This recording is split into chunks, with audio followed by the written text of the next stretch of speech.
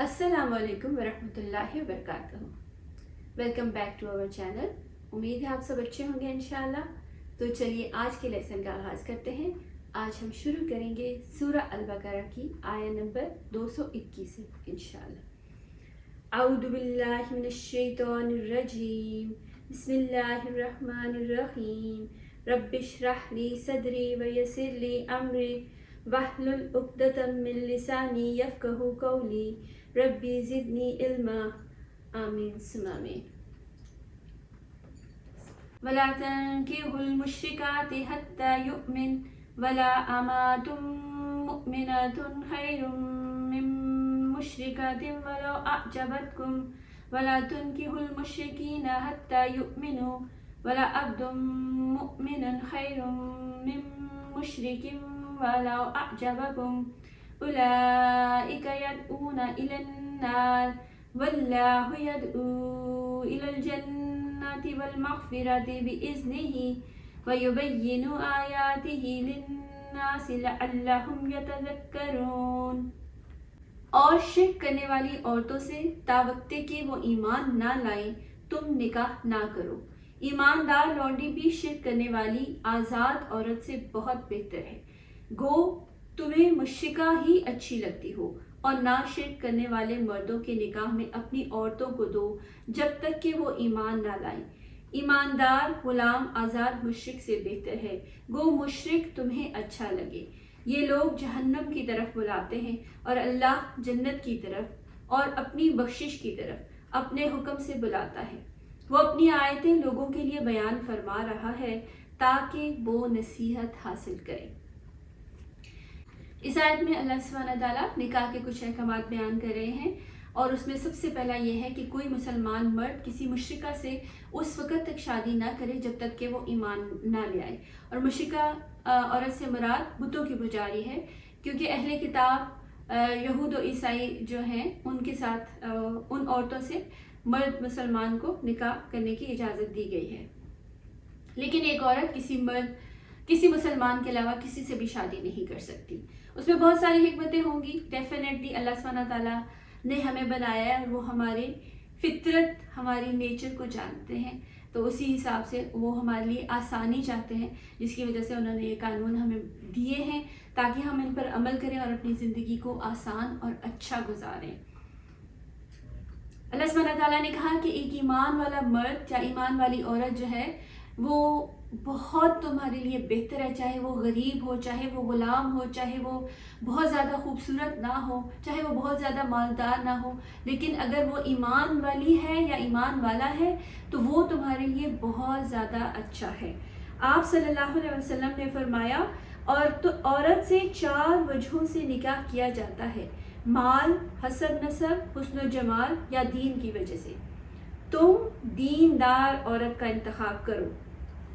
तो दीनदार औरत जो है वो आपकी ज़िंदगी की या दीनदार मर्द जो है वो आपकी ज़िंदगी का बेहतरीन साथी साबित होगा इंशाअल्लाह, क्योंकि जो दीनदार नहीं होते वो जहन्नम की तरफ बुलाते हैं। वो आपको ऐसी ज़िंदगी गुजारने पर मजबूर करते हैं या आप उनके साथ मिलके ऐसी ज़िंदगी गुजारते हैं जो जहन्नम की तरफ लेके जाती है। लेकिन जो ईमानदार मर्द या औरत होगा, जो आपका पार्टनर मुसलमान अच्छा मोमिन होगा, तो वो आपको अल्लाह सुब्हानहू व तआला की तरफ लेकर जाएगा और वो आपको जन्नत की तरफ लेकर जाएगा और बख्शिश की तरफ लेकर जाएगा। और आगे से आपकी आने वाली औलाद, आपकी आने वाली नस्लें वो भी इंशाअल्लाह नेकी पर कायम होंगी इंशाअल्लाह। वयसअलूनका अनिल महीद कुल हुवा अज़न फ़अ्तज़िलुन निसाअ फ़िल महीदी वला तक़रबूहुन्ना हत्ता यत्हुरना फ़इज़ा तत्तहरना फ़अतूहुन्ना मिन हैसु अमरकुमुल्लाह इन्नल्लाह युहिब्बुत तव्वाबीन व युहिब्बुल मुतत्तहिरीन। आपसे हैज़ के बारे में सवाल करते हैं, कह दीजिए कि वो गंदगी है। हालत हैज़ में औरतों से अलग रहो और जब तक वो पाक ना हो जाएं उनके करीब ना जाओ। हाँ, जब वो पाक हो जाएं तो उनके पास जाओ जहाँ से तुम्हें अल्लाह ने इजाज़त दी है। अल्लाह तौबा करने वालों को और पाक रहने वालों को पसंद फरमाता है। जब लोगों ने आप सल्लल्लाहु اللہ علیہ وسلم سے حیض کے بارے میں دریافت کیا تو یہ آیت نازل ہوئی، اور اللہ سبحانہ تعالیٰ نے کہا کہ حیض ایک گندگی اور ناپاکی ہے، تو آپ عورتوں سے دور رہیں۔ حیض کے دوران عورت نماز نہیں پڑھ سکتی، روزہ نہیں رکھ سکتی، لیکن نماز کی قضا نہیں ہے، جبکہ روزے کی قضا ہے، لیکن وہ اپنے باقی گھر کے تمام کام، کھانا پکانا وغیرہ کر سکتی ہے۔ عورتوں سے دور رہنے کا مقصد صرف یہ ہے کہ ان سے ہم بستری نہ کرے۔ شوہر کے لیے حکم ہے کہ وہ اپنی عورت سے ہم بستری ان دنوں میں نہ کرے، اور اس کے علاوہ بوسہ کرنا یا ساتھ سونا جائز ہے، اس میں کوئی ممانعت نہیں۔ اس دور میں یہود جو ہے وہ عورت کو بالکل ہی نجس اور گندا سمجھ کر بالکل گھر سے باہر نکال دیتے تھے، اور وہ اپنے گھر کے کسی کام کو ان کو ہاتھ نہیں لگانے دیتے تھے۔ تو اس کی یہاں پہ اس آیت میں نفی کی گئی ہے کہ ایسا کچھ نہیں ہے، عورت سے صرف ہم بستری کے لیے منع کیا گیا ہے، باقی وہ تمام کام کر سکتی ہے۔ اور جب وہ پاک ہو جائیں تو آپ ان کے ساتھ ہم بستری دوبارہ کر سکتے ہیں۔ اور پاک ہونے میں دو رائے ہیں علماء کی۔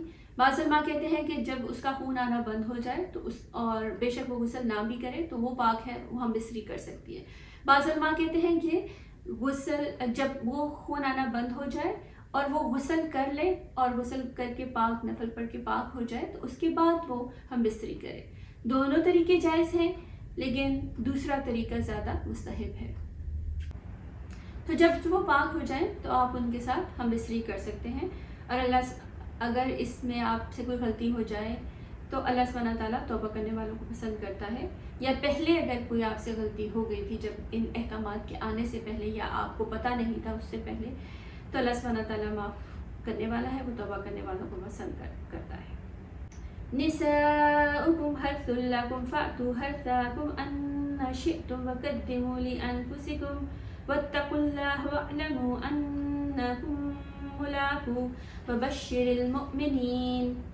تمہاری بیویاں تمہاری کھیتیاں ہیں، اپنی کھیتیوں میں جس طرح چاہو آؤ اور اپنے لیے نیک اعمال آگے بھیجو، اور اللہ تعالیٰ سے ڈرتے رہا کرو، اور جان رکھو کہ تم اس سے ملنے والے ہو، اور ایمان والوں کو خوشخبری سنا دیجیے۔ تمہاری بیویاں تمہاری کھیتیاں ہیں، اور اپنی کھیتیوں میں جس طرح چاہو جاؤ۔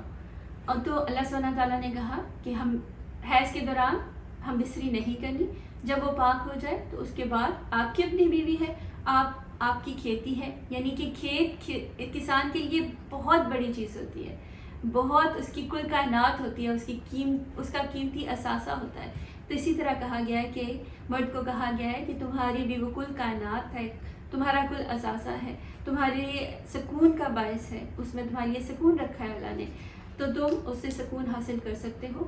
یعنی کہ جب تم اللہ کے احکامات کو مان کر، اس کو قرآن و سنت کو فالو کر آپ ہم بستری بھی کرو گے تو اس سے بھی آپ کو ریوارڈز ملیں گے، اور نیک اولاد بھی ملے گی، اور اللہ تعالیٰ کے جو حکم مانتے ہیں اللہ تعالیٰ ان سے خوش بھی ہوتا ہے، اور ان سے راضی بھی ہوتا ہے، ان کو ریوارڈز بھی دیتے ہیں، نہ صرف اس جہان میں بلکہ اگلے جہان میں بھی انشاءاللہ۔ وَلَا تَجْعَلُوا اللَّهَ عُرْضَةً لِأَيْمَانِكُمْ أَن تَبَرُّوا وَتَتَّقُوا وَتُصْلِحُوا بَيْنَ النَّاسِ وَاللَّهُ سَمِيعٌ عَلِيمٌ۔ اور اللہ تعالیٰ کو اپنی قسموں کا اس طرح نشانہ نہ بناؤ کہ بھلائی اور پرہیزگاری اور لوگوں کے درمیان کی اصلاح کو چھوڑ بیٹھو، اور اللہ تعالیٰ سننے والا ہے، جاننے والا ہے۔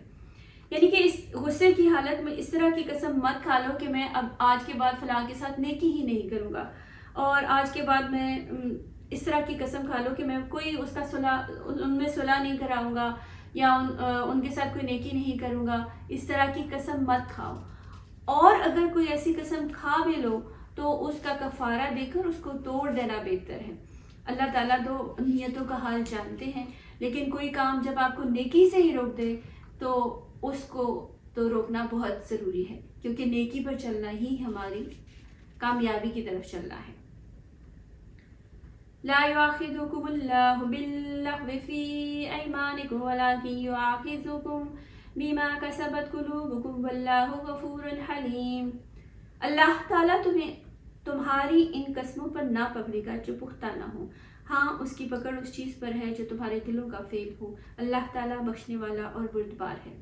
یعنی کہ بعض لوگوں کی عادت بن جاتی ہے کہ وہ تکیہ کلام بنا لیتے ہیں، قسم سے یہ بات ایسے ہو گئی، قسم سے میں نے ایسے کیا تھا، قسم سے میں نے یہ کھایا تھا، قسم سے میں تو وہ ان کا تکیہ کلام ہو جاتی ہے. تو وہ ان کی قسم کا کوئی میننگ نہیں ہوتا، لٹرلی ان کا کوئی میننگ نہیں ہوتا، وہ بس ایسے ہی ان کا تکیہ کلام سا ہوتا ہے. تو ان کی کوئی انٹینشن نہیں ہوتی، کوئی نیت نہیں ہوتی وہ قسم اٹھانے کی یا قسم کھانے کی، وہ بس ایسے ہی کہتے رہتے ہیں. تو ان پہ پکڑ نہیں ہوگی، کیونکہ جو دل کی نیت کے ساتھ آپ قسم کھاتے ہیں تو اللہ تعالیٰ تو نیتوں کا حال جانتا ہے، دل کا حال جانتا ہے، تو اس پر پکڑ ہوگی. تو اس سے ڈرنا چاہیے، اور اس سے اگر خطا ہو جائے تو توبہ کریں، استغفار کریں، اور اللہ سبحانہ تعالیٰ سے معافی مانگیں. وہ بہت بخشنے والا اور بردبار ہے.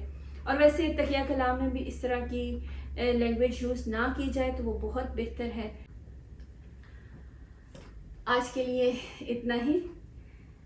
انشاءاللہ اگلی آیات کے ساتھ پھر ملاقات ہوتی ہے. اللہ سبحانہ تعالیٰ ہم سب کو قرآن و سنت پر عمل کرنے کی توفیق دے، ہمت دے، اور اپنے گھر میں بھی قرآن و سنت کے مطابق، اپنے بیڈ رومز میں بھی قرآن و سنت کے مطابق رہنے کی توفیق عطا فرمائے، اور ہر گناہ سے، ہر غلطی سے بچائے. اور اگر کوئی ہم سے پریویسلی ہو گئی ایسی غلطی تو ہمیں معاف فرمائے. آمین ثم آمین. السلام علیکم ورحمۃ اللہ وبرکاتہ.